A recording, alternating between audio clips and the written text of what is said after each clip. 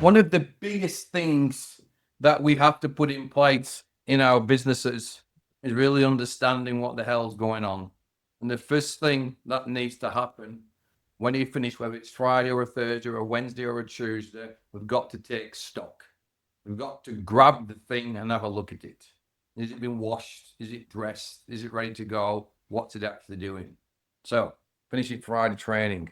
One of the run through tonight is why this really matters, how it works, a couple of stories, some of the mindsets that you need to be able to get around, and then some big quirky metaphors. So why do I call it Finish It Friday for? Call it Finish It Friday because business is a rhythm. Yeah.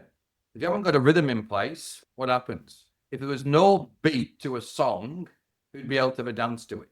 Yeah. So if there's no rhythm, we do this thing called drifting. And if you look at 7 deadly sins, one of the things that I teach here, the first deadly sin in here that everyone ends up doing is what?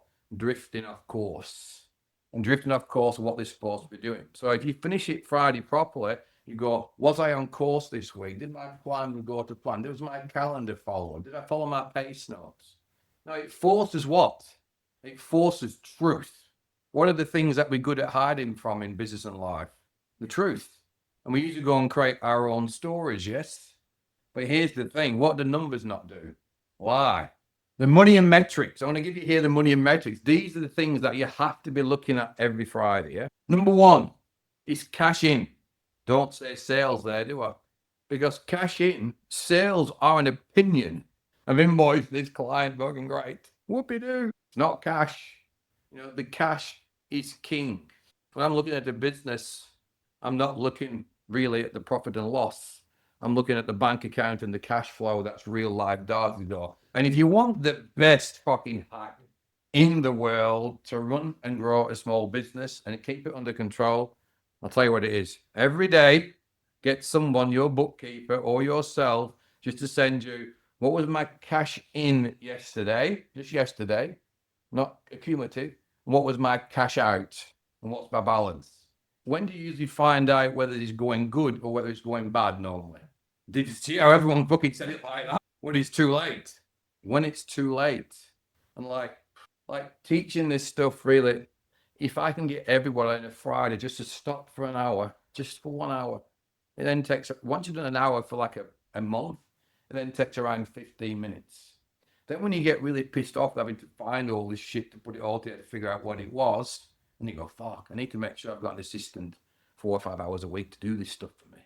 So once we've looked at cash out, cash in, break even, you know, what I call there, that's the runway.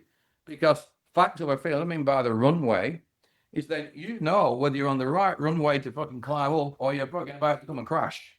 So understand that's most important. So the reason why end of week is so important is because we get to learn by our own mistakes. Yeah. And what is a real learning? Every week on a Friday, you have a list of learnings where we go, this is how I handled it this week, and that worked out like this for me. My lesson this week is to be able to do it like this so I get a better result.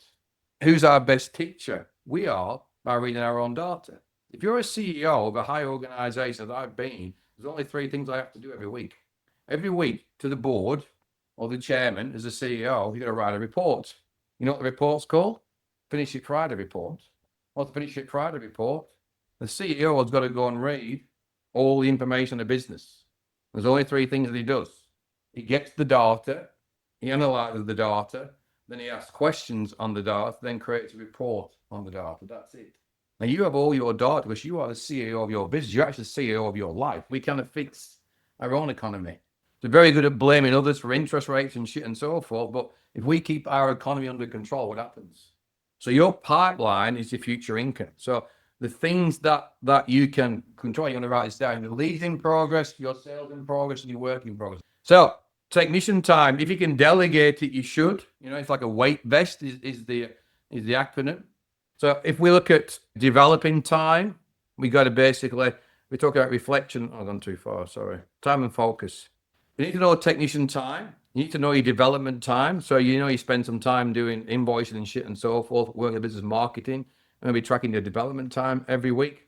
And the biggest thing to track every week, you finish it Friday, is what's your motivation level. So looking at the end of the week, why is that important question to ask? Checking in your motivation level is number one. Not because, oh, it's a 3. Well, great. Why was it fucking 3 for?